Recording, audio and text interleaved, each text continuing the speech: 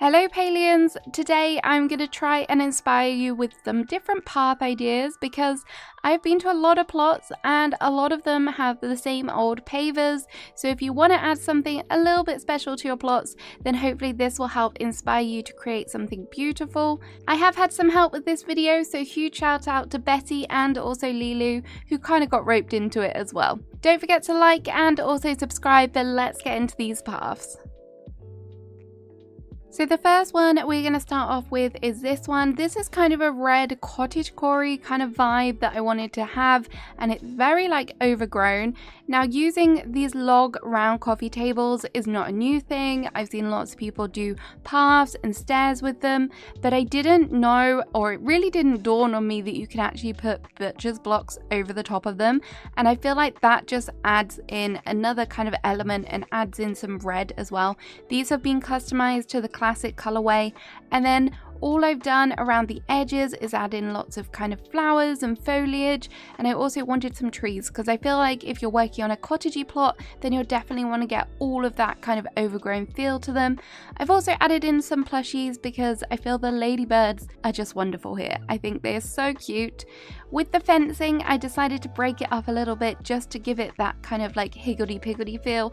It is kind of in a pattern, but I think maybe if you wanted to, you could kind of go one step further with this and really kind of break it up here and there. This path is really simple, super easy to do, and I think it is really effective, and utilizing the different colorways can really kind of help it match the plot and the aesthetic you are going for. Betty was inspired by a witchy theme for this next one. As you can see, for this path, she has decided to mix pavers and the lovely customized rugs, which are in the berry colorway, which I think was a very smart technique and does allow for color to be added into your pathway, something you don't get from the plain old pavers.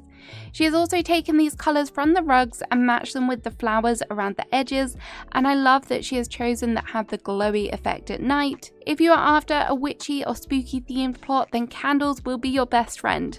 And here we have some ravenwood items, and along the edges are the Killamere Inn candles too. This really helps the path glow at night and it looks absolutely beautiful. To finish it off, she has also added a little bit of fencing just to enclose the area. If you want something a bit brighter, then maybe this next path will be more up your alley, and for this one I was inspired by the grow all out furniture and decided to sink down the daisy tables, and they make for a great path. I will show you at the end how to do the glitches so you know how to recreate this for yourself, but for this path I really wanted to play on like a garden feel, and so we have lots of flowers. I used the smaller trees as well just to help it feel like the right height, and obviously the grow all out lamps as well. These are just stunning, some of my favorite furniture in the game, and you could make this like a straight path, but I felt like because it was feeling towards that kind of garden approach, I wanted to kind of curve it, so I did curve all of the tables around just so there is a little bit of a curvature in the path, which I think makes it feel a little bit more natural. Obviously I've gone with a strong white and yellow feel with this one, so I matched all of the bushes and really just kind of made it feel as full as I possibly could. I love this one and I definitely think I might use it on a future plot. If you're wanting to create a foresty themed plot, then this one is great. Betty has done another great job here. This one uses a lot of the wood pavers, but in order to make it feel a little bit more interesting, Betty has added the little spring fever rocks on top and also incorporated some plants as well. So she's stuck with a very kind of neutral color palette with all of the browns and also the greenery here. Obviously lots of trees is a must. She has also taken that foresty inspiration and added in some fake mushrooms. I would love if they would give us foresty themed furniture, but obviously until then we will have to make our own mushrooms. So all she's done is stack some pavers on top of the barrel and also the pillar. The lighting here is really nice. I think it doesn't need to be over the top, so just incorporating some of those log cabin lights, and then we have some fencing as well, which is gorgeous. That is definitely optional, but I think it does just help finish off the area as well, especially if it's leading to another area. So this is a gorgeous path. I love all of the greenery for this one. When I first saw the lily rattan benches, I thought they would make great paths, so that's exactly what I've done here. I've used the technique from the daisy paths and sunk them down again, and then in between the gaps I have added the flagstones as well, and then I've incorporated all of this kind of ember-born furniture just on the edges to make it feel kind of orangey, maybe a little bit autumnal, but not too much. But I think this is a gorgeous color palette. It mixes the neutrals with the oranges really nicely. So to keep that going, I've also added in some foliage. We've got the little kind of orange plants, which are so cute, and there's also the lily rattan planters. You can actually place items on top of the ember-born pillars, so I decided to add in these little ornamental candles. I know these were a winter exclusive, so if you don't have them yet, you could definitely use something else like the Killamore ones, or perhaps the homestead ones, just to give it that feel. Or maybe you would want to add in some lanterns, that's fine too. But I really love how effective this is, and there is a little bit of wooden siding there as well, just to break it off. It looks really effective. It does take a little bit of time to do, but I think it's worth it. The Ravenwood floor tiles are definitely a kind of go-to item for when it comes to creating paths, and definitely if you want more of an elegant feel to them. So we decided to do a whole build around that. This one obviously incorporates other features as well. So we have got some of the building block floors, some blue butcher's blocks just to add in some edging, and also just some round little pavers just to kind of elevate it a little bit more. This one looks gorgeous in blue, and on the edges we just decided to add in some of the lovely dragon tide furniture, and we also did sink down some of the chairs as well to give a little bit of a fencing feel to it and help separate off the area. This is a really interesting shape, and I think it's nice to kind of play around with different shapes on your path, and I would love to see this done on a whole elegant blue plot. I think it would be absolutely stunning. For this next path, I wanted to play around with the idea of a boardwalk, and I kind of thought the industrial shelves did that. I feel like they have this little bit of a boardwalk feel to them, so that is what I did. I placed down a lot of shelves. This took a little bit of time, and then I also sunk down some tables around the edging as well, so it feels like you are walking through a pond or kind of a coastal area, and I think it looks really cute. I also have some foliage here just as well, just to make it feel, I don't know, it just looks nice to me. I think it's nice to have some foliage and some greenery just to break up the blue as well. The candles are all along the boardwalk as well, just to kind of light the area at night, and the blue also has some of the stone pavers on the edging just to kind of help finish off the area. But this idea, you don't have to do it with the whole blue and the water. You can definitely use this as a singular like path, maybe for like a forest area, and you could even add two shelves next to it if you want it to be a bit wider because it is quite slim. You could again do this quite straight, but I decided to make it like a little bit wonky because I didn't want it to feel too uniformed. But either way, there is options there, and again, I will show you how to do this at the end of the video.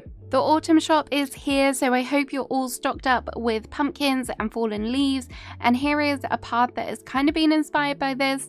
As you can see, for the main path I have used lots of pavers put very closely together, but they are actually on bronze building block floors, just to kind of so that you don't see the grass peeking through and you kind of still have that autumnal colouring coming through. And then over the top we've just put the fallen leaves, which I think looks gorgeous, and then we just have a little bit of smattering of pumpkins. I don't know if smattering is the right word, it might be. But on the edges as well we have to tie in that autumn feeling, so we have some copper building blocks, which yes, perfect colour, and then we have some foliage and some lighting as well, so it looks really nice at night time with that little bit of a glow from the lanterns and also the pumpkins. I love this one. It's very structured, so if you have like a nice straight walkway that you're wanting to do, then this is a great one for that. For number 9, Betty wanted to kind of create a bit more of a fairy core feel to a path, so for that she has played around with the butcher's blocks and the different colorways. As you can see, she has kind of tied in the two tones of the pink with the natural butcher blocks as well, just to break it up, and I think this kind of pattern works really nicely. On the edges, she's obviously got some bugs in here as well. There's some nice lighting and there's some gorgeous bushes as well. So I love the way that this looks. I think butcher's blocks since we had the addition of the pavers, have kind of fallen by the wayside a little bit, but this is your reminder that if you do want to add color into your paths, if you really want to stick to a particular theme, butcher's blocks are still great for that, and I do think that they are really effective. I like the square positioning of them, and I'll show you some paths later where she has really gone to town playing with the shape as well. But if you want a simple introduction to the butcher's box, this is a really nice path for that. For this next path, Lilu was inspired by the makeshift items. She wanted to create kind of like a little shack, a fisherman's kind of feel to it, and I think that is where this would feel at home. It almost has a bit of like a junkyard feel to it, and I kind of love that about it. So there is a lot of makeshift items here. Yes, you will need to do lots of fishing to get your hands on this, but for the path itself, she has done something quite clever. She has incorporated the rugs with the pavers, and I think this creates like a really nice effect, especially with the makeshift kind of rugs and the way that they kind of have that tattered outdoorsy feel to it, and I think it works wonderfully. And on the edges, she has really gone to town with all of that kind of different furniture. You've got a variety of things. There's some really nice lighting. The tree placement and the flower placement, it's not uniformed at all, so it really does kind of have that feel to it as well. You really, if you're trying to go for this kind of aesthetic, I think you really just want to place stuff down and kind of see what works, and I think this does. I think it has met the brief 100%. For this next path, I wanted to create a more city kind of feeling path, and that's where I've taken the inspiration for this one. It definitely is a lot grayer than some of my other builds, that's for sure. So for the path itself, what I've done is I've placed down some of the building block floors. I've mixed in the iron with the stone ones, and then in the center I've actually placed down a whole line of pavers. These are all square, so they're nice and uniformed. And then on the edging, to give a little bit of a feel of a curb, I've actually placed down a whole bunch of capital chic little shelves there. I thought these worked nicely because they are the black colorway, so I thought that this was nice, again sticking with that whole kind of darker feel to it. And then on the edges, I've added in a load of ravenwood tables, which you could decorate if you wanted to. I use the cup technique by putting the cup on them so I could put them really close together. I also managed to get some of the bonsai trees in there as well, just again using that method, and some lighting, and then some fencing on the outer edges just to give it that height, but also enclose it in so it feels nicer and structured. Something a little bit different, but maybe this will work for your plot. It's time for another witchy themed path, and this is another gorgeous one. For this one, Betty has definitely played around with shape a little bit more. We have some nice little spring fever stones at the beginning, and then in the path itself, she's created these circular areas, which I really like the way that they kind of have that feel, and she's put gemstones on top of them as well, just to add in even more color and detail.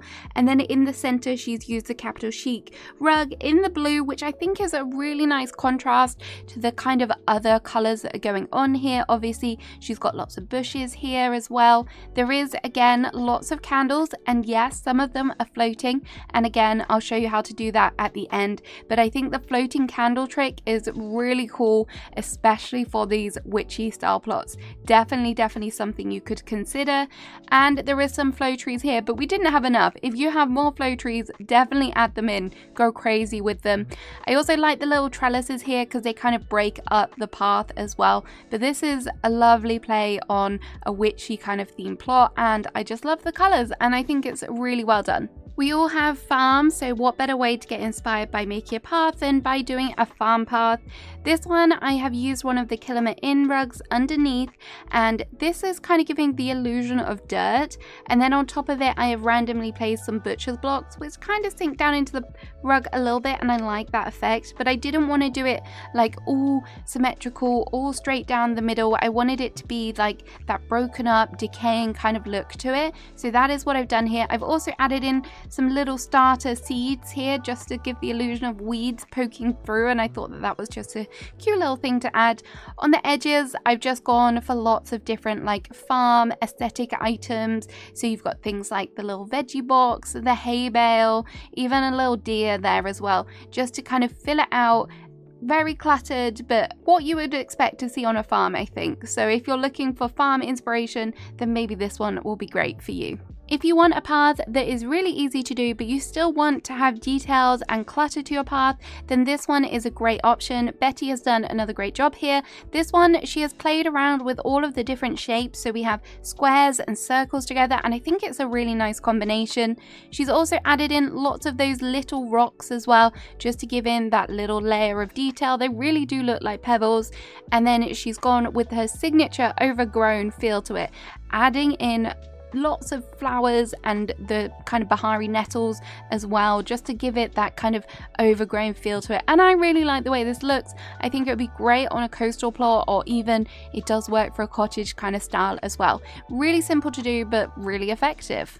The next path uses the same elements from the previous path, but it is done in a very different way. So I think this just goes to show how you can really play around with the different things and create very different paths using the same items. So for this one, Betty wanted to create more of a Zen feeling path, and we did see this path online and we were kind of inspired by it, and this is what she came up with.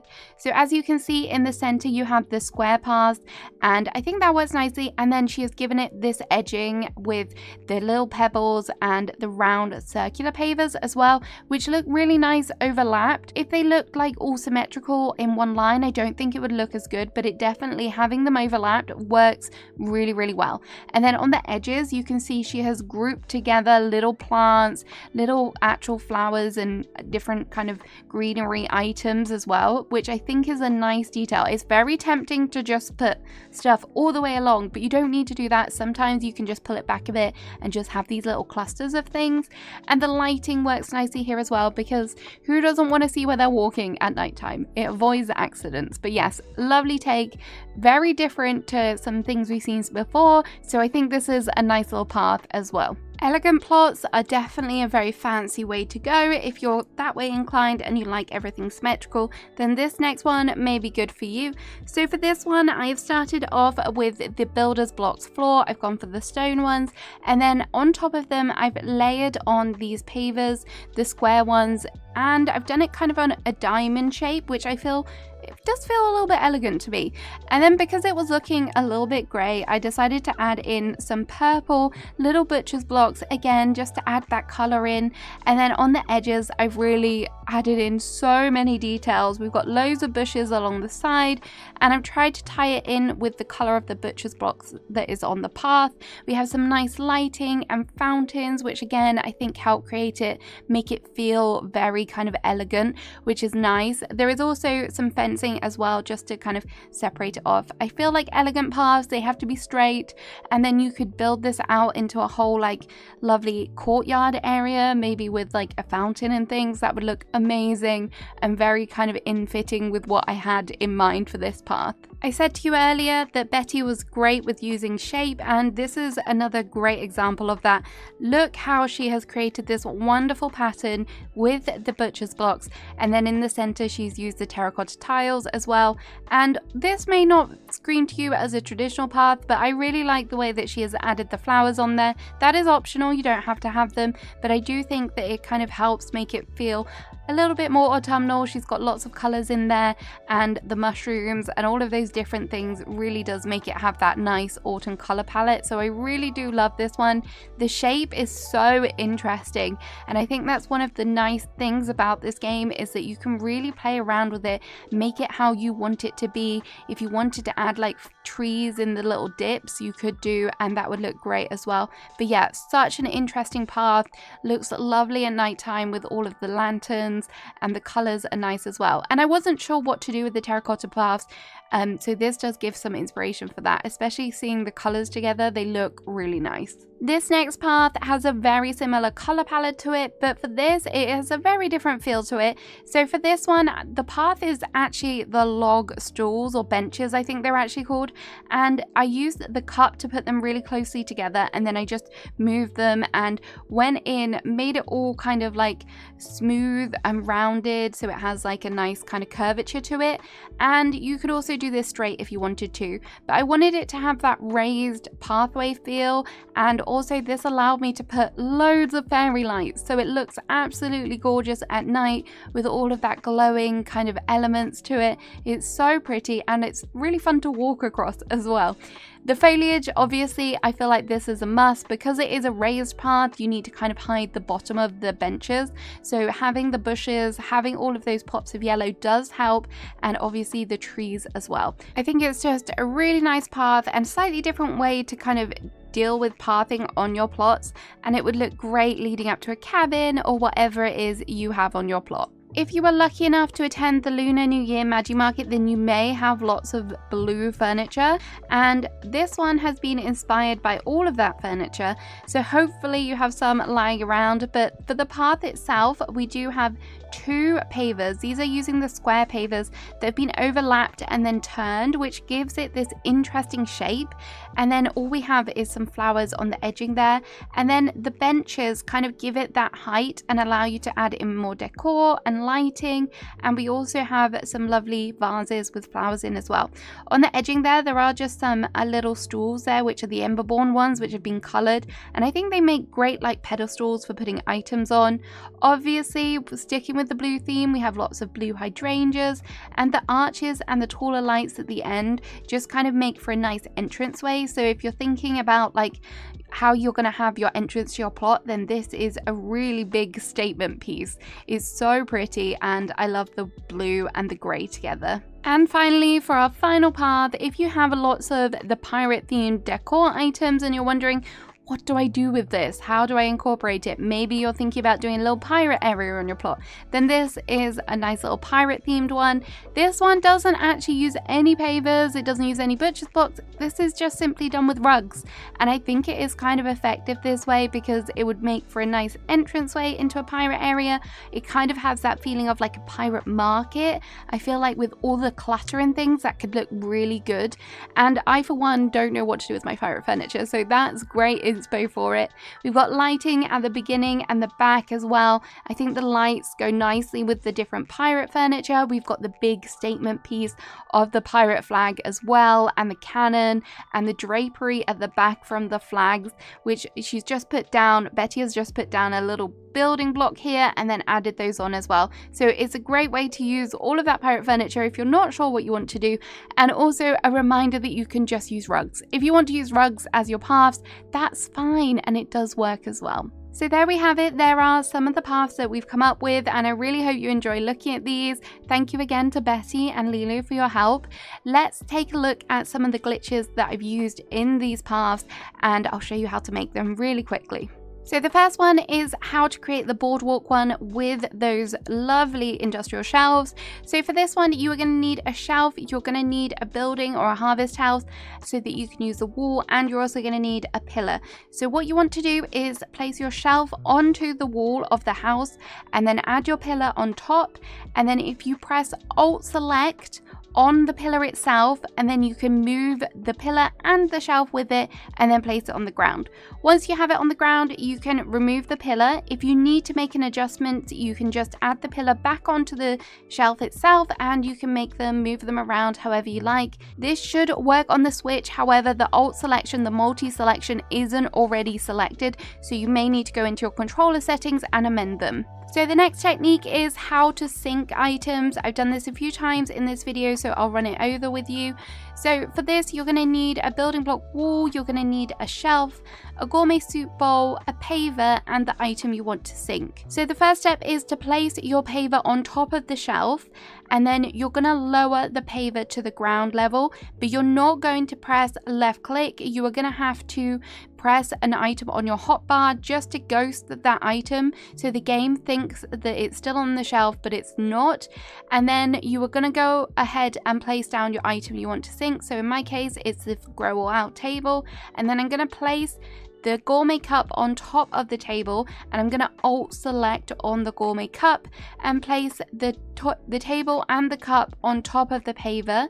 And then once you have the paver done, you're just going to move the paver. Don't move the table, otherwise that will break the glitch. And then you can place it. And as you can see, it has shrunk down into the ground. The height of your shelf is very important. If you put the shelf too high, the drop of the paver will be too much and your table will not pop out of the ground. It will be stuck in the ground. So don't do that. Don't have tables in the ground. So if that happens to you, just adjust the height of your shelf and it should work fine. I will say this is PC only, I'm afraid. Sorry Switch players. So for making your candles to float, we're going to do the same technique that we did in the last one, but we're going to do it in reverse. So for this, we are going to put the paver on the ground first of all, and then we are going to raise it up onto the shelf, but we are not going to hit left click. We are going to use our hotbar and use a number of whatever furniture you want. So if you hit that number in your hotbar and then cancel that placement, and then go ahead and find your candle in your inventory, place that candle on top of the paver, and then once you've done that, you can just go ahead and move the paver onto the ground, and then your candle will pop up. Just bear in mind when doing this, if you don't exactly line up your paver to your shelf, then it will kind of go off to the side a bit, but it's not too bad. If you want to incorporate the paver into your path, you can, but unfortunately you can't actually remove the paver itself, so you kind of have to hide that. So there we have it. I hope you found this video helpful. Let me know what your favorite kind of path is in the comments below. Have a great rest of your day. Goodbye.